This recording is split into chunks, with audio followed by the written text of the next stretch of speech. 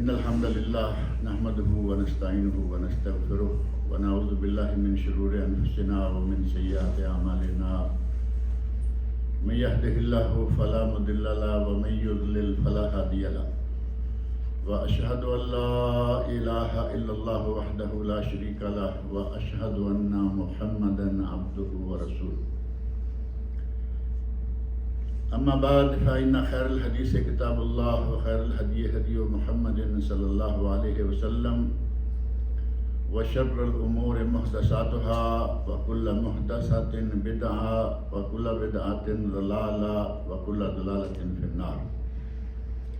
رب اشرح لي صدري ويسر لي أمري واحلل عقدة من لساني يفقهوا قولي. رب اعوذ بک من همزات الشیاطین و اعوذ بک رب ان یحضرون. اعوذ باللہ السمیع العلیم من الشیطان الرجیم. بسم اللہ الرحمن الرحیم. الف لام میم ذالک الکتاب لا ریب فیہ ھدی للمتقین. ماہ رمضان کی مبارک گھڑیاں ہیں اور جیسا کہ آپ سب محسوس کر رہے ہیں کہ دیکھتے دیکھتے رمضان گزرتا جا رہا ہے. ہمیں اس رمضان کی گھڑیوں سے رمضان المبارک کا ایک ایک دن، رمضان المبارک کی ایک ایک گھڑی، بلکہ یہ چاہیے کہ رمضان المبارک کا ایک ایک لمحہ ہمیں اس سے فائدہ اٹھانا چاہیے. اللہ رب العزت نے اسی ماہ مبارک میں قرآن کریم کو نازل کیا تھا. میں نے سورۃ البقرہ کی بالکل آغاز سے 2 آیتیں پڑھی ہیں جو کہ اصلاً ایک ہی ہے. الف لام میم تو آپ جانتے ہیں نا، نہ ہمیں اس کا ترجمہ آتا ہے، نہ اس کی تفسیر آتی ہے، نہ آج تک کوئی یہ کر سکا ہے. الف لام میم اللہ جانے کہ اس کا معنی مفہوم کیا ہے. ذالک الکتاب لا ریب فیہ، یہ قرآن کریم وہ کتاب ہے کہ جس میں کوئی شک نہیں. اور آگے 2 لفظوں میں یہاں فرمایا ھدی للمتقین. یہ قرآن متقین کے لیے ہدایت ہے. اور یہ رمضان قرآن کریم کے نزول کا مہینہ ہے. قرآن کریم کو ماہ رمضان کے ساتھ ایک بہت ہی بڑی مناسبت حاصل ہے کہ رمضان میں قرآن نازل ہوا. ہمیشہ نبی اکرم صلی اللہ علیہ وسلم کے پاس حضرت جبرائیل امین نازل ہوا کرتے ہر سال رمضان میں، اور پورے قرآن کریم کا جتنا نازل ہو چکا ہوتا اس کا دور کرتے. لیکن جس سال آپ نے وفات پائی اس سال 2 مرتبہ قرآن کریم کا دور ہوا، یعنی روزانہ 2 سپارے. نبی اکرم صلی اللہ علیہ وسلم جن پر قرآن نازل ہوا انہوں نے اپنے آخری سال میں 2 مرتبہ قرآن کریم رمضان المبارک میں جبرائیل علیہ السلام کے ساتھ مل کر پڑھا. اور ہمیں چاہیے کہ جتنا بھی زیادہ سے زیادہ ہو سکے. بہت آدمی مصروف ہے، اور یہ بات میں نے درس میں بھی کہی جمعہ کے بھی کہ ہر آدمی کہتا ہے جی وقت بہت کم ہو گیا ہے، وقت بہت ٹائٹ ہو گیا ہے، مصروفیات اتنی ہو گئی ہیں کہ وقت ہی نہیں ملتا. اور وقت ملے گا کیسے؟ قرآن کریم پڑھنے کے لیے آدمی کو 1 نمبر پر اللہ کی طرف سے توفیق چاہیے. دوسرے نمبر پر انسان کا شیطان سے دور ہونا ضروری ہے. شیطان کہاں چاہے گا کہ آپ قرآن کھول کے بیٹھ جائیں اور اللہ کا کلام پڑھیں اور کہیں ایسا نہ ہو کہ آپ کوئی ثواب جمع کر لیں. وہ تو دور کرنے کی کوشش کرے گا. ہر وہ کام جو گناہ کا ہوگا اس کی طرف شیطان کھینچے گا، حتیٰ کہ رمضان المبارک کے مہینے میں بھی باز نہیں آتا. رمضان المبارک میں اللہ رب العزت نے شیطانوں کو بند کر رکھا ہے. یہ حدیث تو آپ سنتے رہتے ہیں نا، اذا دخل رمضان فتحت ابواب الجنہ. رمضان داخل ہو جائے تو جنت کے دروازے کھول دیے جاتے ہیں، غلقت ابواب النار، جہنم کے دروازے بند کر دیے جاتے ہیں، وسلسلۃ الشیاطین، اور شیطانوں کو پا زنجیروں میں جکڑ دیا جاتا ہے۔ اور ہم دیکھتے ہیں کہ جب شیطان زنجیروں میں جکڑے ہوئے ہیں تو پھر ہمارے یہاں آپ دیکھتے ہیں کہ گناہ شرع عام گناہ ہوتے ہیں۔ یہاں تو خیر ضرورت اتنی کوئی شرع عام گناہ والی نہیں کر سکتا۔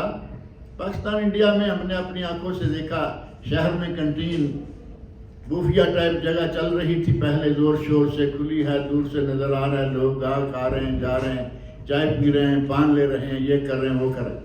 رمضان المبارک کا احترام دیکھیں، ہمارا پاک ہند کے لوگوں کا احترام دیکھیں کہ قرآن کا کیا احترام کیا۔ اس بوفیا کے چاروں طرف مین گیٹ کی طرف کپڑا لگا دیا، پردہ ہو گیا، چور دوبارہ پیچھے سے کھول دیا اور اندر وہی خباثت چل رہی ہے۔ روزہ جنہوں نے نہیں رکھا ہوا پیچھے سے آ رہے ہیں، چائے پی رہے ہیں، کافیاں پی رہے ہیں، پان کھا رہے ہیں۔ یہ کیوں ہو رہا ہے؟ جب شیطان بند ہے تو چاہیے تو یہ کہ یہ کام نہ ہو، لیکن ہو رہے ہیں۔ آخر اس کی کوئی وجہ تو ہونی چاہیے نا۔ اس کی اہل علم نے کئی وجوہات بیان کی ہیں۔ ایک یہ کہ نبی اکرم صلی اللہ علیہ وسلم نے فرمایا کہ شیطانوں کو بند کر دیا جاتا ہے، اور ایک شیطان ہے جن کو مارد کہا جاتا ہے۔ اگر کسی کا تھوڑا بہت کسی سے تعلق رہا ہے جن جنات والوں سے تو وہ جانتے ہیں کہ مارد سرکش شیطان، بڑے مجرم یہ شیطانوں میں ہوتے ہیں۔ ایک حدیث میں آتا ہے وَصُفِّدَتْ مَرَدَةُ الشَّيَاطِينِ، رمضان میں بڑے بڑے مجرمین شیطان جو ہیں ان کو زنجیروں میں جکڑا جاتا ہے۔ کہتے ہیں کہ چھوٹے چھوٹے وہ کھلے رہتے ہیں، وہ اپنا کام کرتے رہتے ہیں۔ اور پھر قرآن کریم میں اللہ رب العزت نے ہمیں یہ بتایا ہے کہ شیطان جو ہے وہ صرف جنوں میں سے نہیں بلکہ شیطان لوگ انسانوں میں سے بھی ہیں۔ قُلْ أَعُوذُ بِرَبِّ النَّاسِ مَلِكِ النَّاسِ إِلَٰهِ النَّاسِ مِنْ شَرِّ الْوَسْوَاسِ الْخَنَّاسِ الَّذِي يُوَسْوِسُ فِي صُدُورِ النَّاسِ مِنَ الْجِنَّةِ وَالنَّاسِ۔ یہ ناس کون ہے؟ یہ جن نہیں ہے، ناس انسان ہے۔ تو اس کا مطلب ہوا کہ جنوں کے علاوہ انسان بھی شیطان ہیں۔ اب ایک یہ کہ بڑے بڑے شیطانوں کو بند کر دیا گیا، چھوٹے چھوٹے کام کر رہے ہیں۔ جنوں میں سے جو مجرمین ہیں ان میں سے بڑے کو بند کیا، انسانوں میں سے کچھ کام کر رہے ہیں۔ آپ کو کئی ایسے لوگ ملیں گے اسلام کے احکام کے بارے میں بکواس کرتے ہوئے، او جی چھوڑو جی یہ کیا ہے۔ ان کو بعض لوگوں نے تو مولویوں کا حصہ قرار دے رکھا کہ یہ مولویوں کے کام ہے، جبکہ روزہ رکھنا مولویوں کا کام نہیں۔ روزہ رکھنا اسلام میں ہر مسلمان کا فرض ہے۔ ہر بالغ عاقل راشد مسلمان پر روزہ فرض ہے، لیکن ہمارے اپنے ہی لوگ ہمارے خلاف اس سلسلے میں کام کر رہے ہیں، جن الگ سے کر رہے ہیں۔ اور ایک بات علامہ قرطبی رحمۃ اللہ علیہ بہت بڑے محدث گزرے ہیں، بہت بڑے مفسر، ان کی کتاب ہے تفسیر قرطبی، جو موٹی موٹی 10 12 15 مختلف سائزوں میں وہ چھپ رہی ہے۔ انہوں نے کہا کہ کچھ نفوس خبیثہ ہوتے ہیں، یعنی بندے کا نفس گناہ کر کر کے اتنا خبیث ہو چکا ہوتا ہے کہ اسے رمضان غیر رمضان کا فرق معلوم ہی نہیں ہوتا۔ اور کچھ کہتے ہیں کہ کچھ طبیعتیں ایسی ہو جاتی ہیں پکی کہ وہ رمضان آئے یا نہ آئے انہیں اس کی کوئی پرواہ نہیں، وہ اپنی طبیعت پہ پکے۔ میں نے ایک جگہ پنجابی میں ایک مثال دی تھی، شاید کچھ لوگ پنجابی ہوں یہاں جو سمجھ لیں۔ ہمارے یہاں پنجابی میں کہتے ہیں کہ عادت پئی کڑی دی نہیں جاندی بڈھی اڑی دی، یعنی چھوٹی عمر میں اگر کوئی عادت کسی کو پڑ جائے نا تو اڑی یعنی آدمی بوڑھا ہو کے تھوڑا سا ٹیڑھا ہو جاتا ہے نا. بچپن کی پڑی ہوئی عادتیں، یہ ایک کہاوت ہے. ایک آدمی گناہوں میں اتنا لت پت رہنے کا عادی ہو چکا ہے، اسے رمضان غیر رمضان کی کوئی خاص پرواہ نہیں ہوتی. یہی وجہ ہے کہ ہمارے یہاں جرائم رمضان المبارک میں بے روزہ تو چلو ہونا الگ سے بات ہے، اور دوسرے گناہ بہت سے رہتے ہیں. اللہ رب العزت نے ہمیں یہ موقع دیا ہے کہ اس مبارک مہینہ میں، اس کی مبارک گھڑیوں میں ہم اپنے نامہ اعمال میں کچھ اچھے کام جمع کر لیں. قرآن کریم کے نزول کا مہینہ ہے، قرآن کریم کی تلاوت کریں. اگر زیادہ نہیں تو کم از کم 30 دنوں میں 30 سپارے. دیکھو اللہ رب العزت نے قرآن کریم نازل کیا، اہل علم نے اس کی اتنی بہترین تقسیم کی ہے. یہ 30 سپارے نبی صلی اللہ علیہ وسلم نے نہیں بنائے. نبی اکرم صلی اللہ علیہ وسلم قرآن دے کے گئے، لوگوں کی تعلیم کے لیے، لوگوں کی تربیت کے لیے، لوگوں کی سہولت کے لیے. بڑے بڑے امام ائمہ انہوں نے یہ تقسیم کر دیا کہ حرف کتنے ہیں، لفظ کتنے ہیں، اس کو 30 حصوں میں تقسیم کر دیا. آپ دیکھتے ہیں کہ بعض صورتیں پچھلے سپارے سے شروع ہوتی ہیں، اگلے سپارے میں جا کے ختم ہوتی ہیں. انہوں نے صورتوں کا نہیں حساب کیا، بلکہ لفظوں کا، حرفوں کا، آیتوں کا. 30 سپارے ہیں. رمضان المبارک کے 30 دن عموماً ہوتے ہیں. میرا خیال ہے 2 ہی تو عدد ہیں ہمارے پاس، یا 30 یا 29. اسلامی مہینہ ہمیشہ یہ 2 ہی عدد، کبھی نہ 31 کا ہوا ہے جیسے انگلش کیلنڈر میں ہوتا ہے، جنوری 31 کا، دسمبر 31 کا، درمیان میں کتنے 31 کے ہیں، یا 30 کے، یا 31 کے، اور فروری 28 کا. یعنی فروری کی باری آئی ہے تو اس کو بالکل ہی چھوٹا کر دیا ہے. کہتے ہیں کہ نہیں، 4 سال کے بعد اس میں ایک اور لیپ ایئر جسے کہا جاتا ہے. اسلام میں کوئی لیپ نہیں، کوئی 31 نہیں، کوئی 28 نہیں، یا 29 اور یا 30 بس. قرآن کریم کا اگر ہم روزانہ 1 سپارہ ختم کریں تو میرا خیال ہے بہت زیادہ وقت تو نہیں آتا. آپ لوگ یقیناً کر رہے ہیں. کیا آدھے گھنٹے میں آسانی سے 1 سپارہ ختم نہیں ہو جاتا؟ جن کی سپیڈ ذرا تھوڑی کم ہے، آپ پون گھنٹہ کریں. اب 24 گھنٹوں میں سے رمضان کے مہینے میں بھی ہم پون گھنٹہ قرآن کریم کو نہ دے سکیں، پون گھنٹہ اللہ کی کتاب کو نہ دے سکیں، تو ہم نے قرآن کا کیا حق ادا کیا؟ پون گھنٹہ میں تو ہر آدمی قرآن کریم مکمل کر سکتا ہے. جو آہستہ آہستہ پڑھتا ہے وہ بھی، اور تیز پڑھنے والے تو ظاہر ہے کہ اور بھی جلدی پڑھ لیتے ہیں. ہمیں چاہیے کہ قرآن کریم کے ساتھ اپنا تعلق جوڑیں، تعلق قائم رکھیں، اس کو اپنے قریب رکھیں. ادب یہ نہیں ہے کہ آپ اس کو اونچا رکھ دیں اور اس کو پشت نہ ہو، اس کو پیچھا نہ ہو. ہمارے یہاں تو یہ ماحول ہے نا کہ اونچی جگہ پہ قرآن کریم کو ایک جگہ رکھ دیا طاق میں، اور پھر کبھی رمضان میں نکالتے ہیں، یا پھر کبھی قسم اٹھانی ہو تو تب نکالتے ہیں. بھائی قرآن کی قسم، سر پہ قرآن رکھ کے کہیں گے قسم اٹھے. قرآن کریم قسمیں اٹھانے کے لیے نہیں اتارا گیا. قرآن کریم تعویذ بنانے کے لیے نہیں اتارا گیا. قرآن کریم شفا ہے. وَنُنَزِّلُ مِنَ الْقُرْآنِ مَا هُوَ شِفَاء. قرآن میں خود اللہ نے فرمایا ہے کہ قرآن میں شفا ہے، لیکن تعویذ بنانے کے لیے نہیں. صحابہ کرام نے قرآن کریم سے شفا حاصل کی. مشہور واقعہ ہے کہ سورۃ فاتحہ پڑھ کے ایک آدمی کو حضرت ابو ہریرہ رضی اللہ عنہ نے دم کیا. اسی طرح آخری 2 صورتیں ہیں، قل اعوذ برب الفلق، قل اعوذ برب الناس. بہترین دم ہے نظر بد کا، بہترین دم ہے جنات و جادو کا. سورۃ فاتحہ پڑھیں، اور آیت الکرسی سورۃ البقرہ کے اندر، سورۃ البقرہ کی آخری 2 آیتیں، اور سورۃ المومنون کی آخری 4 آیتیں، اور سورۃ الحشر کی آخری 4 آیتیں، اور آخری 4 کل شریف. نہ انشاءاللہ نظر بد رہے گی، نہ بچے میں، نہ بڑے میں، نہ گھر میں، نہ کار میں، نہ کہیں بھی، اور نہ جن اور نہ بھوت. قرآن شفا ہے، اس میں کوئی ایسی انوکھی بات نہیں، اس کا اہل علم نے تجربہ کیا اور آیات کو ان آیات سے زیادہ فائدہ ہوگا، وہ ساری چیزیں موجود ہیں۔ لیکن یہ صرف اس کے لیے نہیں ہے کہ ہم اس کو فارمیسی کے طور پر استعمال کریں، دعا کے طور پر استعمال کریں، قرآن عمل کے لیے نازل کیا گیا۔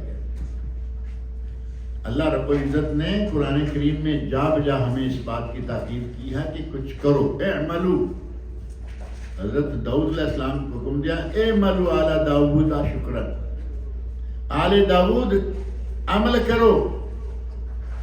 نبیوں کو عمل کرنے کا حکم دیا گیا جو کہ معصوم ہیں۔ انبیاء کرام گناہوں سے معصوم ہوتے ہیں، اللہ رب العزت ان سے کوئی گناہ سرزد ہونے نہیں دیتا۔ اللہ کی ذات معصوم ہے، انبیاء کرام کو اللہ نے معصوم رکھا۔ تیسرا دنیا کا کوئی شخص نہیں ہے کہ جس کے معصوم ہونے کا دعویٰ کیا جائے۔ ہمارے کچھ لوگ ہیں وہ کہتے ہیں جی ہمارے تو سارا ہی معصوم ہے۔ پتہ نہیں آپ کے پاس بھی یہاں کوئی ہیں کہ نہیں ہیں، کہتے ہیں سارے ہی معصوم، پہلا بھی معصوم، دوسرا بھی، تیسرا بھی، چوتھا بھی۔ ان کے پاس 12 لوگ تو پکے معصوم ہیں، میرے خیال آپ پہنچ تو گئے ہوں گے۔ 12 لوگوں کو معصوم بنا دیا، جبکہ سوائے انبیاء کے معصوم کوئی، وہ بھی عمل کرتے تھے۔ اور انبیاء کے امام، انبیاء کے سردار حضرت محمد رسول اللہ صلی اللہ علیہ وسلم، آپ کے عمل کا اگر ہم اندازہ کریں تو پتہ چلتا ہے کہ ہم تو پھر کچھ بھی نہیں کرتے۔ نبی اکرم صلی اللہ علیہ وسلم رات کو روزانہ بلا ناغہ تہجد پڑھتے، دن کی 5 نمازیں، دعوت و ارشاد، تبلیغ، واعظ، اور رات کو تہجد پڑھتے اور اتنا لمبا قیام فرمایا کرتے کہ آپ کے پاؤں سوج جاتے اور کبھی کبھی پاؤں سے خون کا ریشہ یعنی خون پھوٹ نکلتا۔ حضرت عائشہ رضی اللہ عنہا فرماتی ہیں کہ یا رسول اللہ، آپ کے تو سارے گناہ اللہ نے بخش رکھے، معصوم پہلے ہیں، پھر اعلان کر دیا لِيَغْفِرَ لَكَ اللَّهُ مَا تَقَدَّمَ مِن ذَنبِكَ وَمَا تَأَخَّرَ، سورۃ الفتح کے بالکل شروع کہ ہم نے آپ کے پہلے پچھلے سارے گناہ معاف کر۔ حضرت عائشہ فرماتی ہیں کہ یا رسول اللہ، آپ تو اتنے پہلے ہی معصوم، انبیاء معصوم، اللہ نے آپ کے پہلے پچھلے تمام گناہوں کی مغفرت کا اعلان کر رکھا ہے، آپ کیوں اتنا پریشان کرتے ہیں اپنے آپ کو؟ تو آپ نے فرمایا، عائشہ افلا اکون عبدا شکورا، میں اللہ کا شکر نہ کروں کہ مجھے اس نے کتنی توفیق دی، اللہ نے میرے لیے کتنا بڑا انعام کیا کہ مجھے میری زندگی میں ہی سارے گناہ پہلے پچھلے وقت دیے، فرمایا میں اس کا شکر ادا کرتا۔ نعمتوں کا شکر، نعمتوں کا شکر ادا کرنا یہ الگ سے ایک بڑی اہم بات ہے۔ ہم یقیناً شکر ادا کرتے رہتے ہیں موقع بہ موقع۔ اللہ تعالیٰ نے کوئی ہمیں دنیا میں نعمت دی، اس پر شکر ادا کرتے ہیں۔ ہمیں اللہ نے تندرستی دی، خوش ہیں الحمدللہ، اچھی بات۔ اللہ تعالیٰ نے فرصت دی، خوش ہیں، 4 گھنٹے 6 گھنٹے 8 گھنٹے ڈیوٹی فارغ، یہ یقیناً دونوں نعمتیں ہیں۔ نبی اکرم صلی اللہ علیہ وسلم کا ارشاد ہے، نعمتان مغبون فیہما کثیر من الناس، 2 نعمتیں ایسی ہیں کہ جن کے بارے میں لوگ دھوکے میں ہیں، فریب میں ہیں، انہیں ان کی کوئی قدر ہی نہیں۔ اور وہ 2 نعمتیں کون سی بتائیں؟ الصحہ والفراغ۔ پہلی نعمت ہے صحت اور دوسری فراغ، فرصت، فراغت۔ ان دونوں نعمتوں کی اگر قدر معلوم کرنی ہو تو کسی ہسپتال میں چکر لگا کے دیکھیں۔ ہسپتال بیماروں سے بھرے ہوئے ہیں، یہ آپریشن والے وارڈ میں جا کے دیکھیں کیا کیا عجیب آپریشن اور کیا کیا بیچارے مریض پڑے ہوئے۔ اور اگر آپ نے فرصت کی قیمت معلوم کرنی ہے تو ان لوگوں کو دیکھیے کبھی گزرتے ہوئے، جنگل میں سے روڈ سے آپ گزر رہے ہیں، روڈ پر جا رہے ہیں، دیکھا کہ کنارے پہ لوگ کام کر رہے ہیں، سخت دھوپ ہے، کوئی سایہ نہیں، اور اس جگہ پہ لوگ 12-14 گھنٹے ڈیوٹی کرتے ہیں، ان کو دیکھیں تو ہمیں یہ یقین ہو جاتا ہے، بلکہ سکون ہو جاتا ہے کہ اللہ نے واقعی ہمیں فرصت دے رکھی۔ جب تک آپ اپوزٹ چیز کو نہیں دیکھیں گے، آپ کو اس چیز کی قدر معلوم نہیں ہوگی۔ گرمی کا احساس کہ گرمی ہے اسی وقت پتہ چلے گا نا جب سردی کا بھی پتہ ہو۔ ہم اللہ رب العزت کی بے شمار نعمتوں کا شکر ادا کرتے رہتے ہیں۔ ہمیں اللہ کی وہ نعمت جو بر صغیر پاک و ہند میں، بنگلہ دیش میں تو بہت کم ہے، اس نعمت کا ہمیں بطور خاص شکر کرنا چاہیے کہ اللہ نے ہمیں توحید جیسی نعمت عطا کی۔ توحید، اللہ کو ایک ماننا، ہر طرح کی عبادت کے لیے صرف اسی کی طرف رجوع کرنا، یہ توحید ہمارے ملکوں میں آپ جانتے ہیں کہ بہت کم لوگوں کو نصیب ہے۔ اب اس کی میرے خیال تفصیل میں جانے کی تو ضرورت نہیں ہے۔ جو غیر اللہ سے مانیں گا وہ موحد ہو سکتا ہے، جو غیر اللہ سے مانگے، غیر اللہ سے مثال کے طور پر اولاد مانگتا ہے، اور اولاد انبیاء نے کس سے مانگی؟ حضرت زکریا علیہ السلام، رب ہب لی من الصالحین۔ کوئی نبی کہہ رہا ہے رب ہب لی من لدنک ذریۃ طیبہ انک سمیع الدعاء۔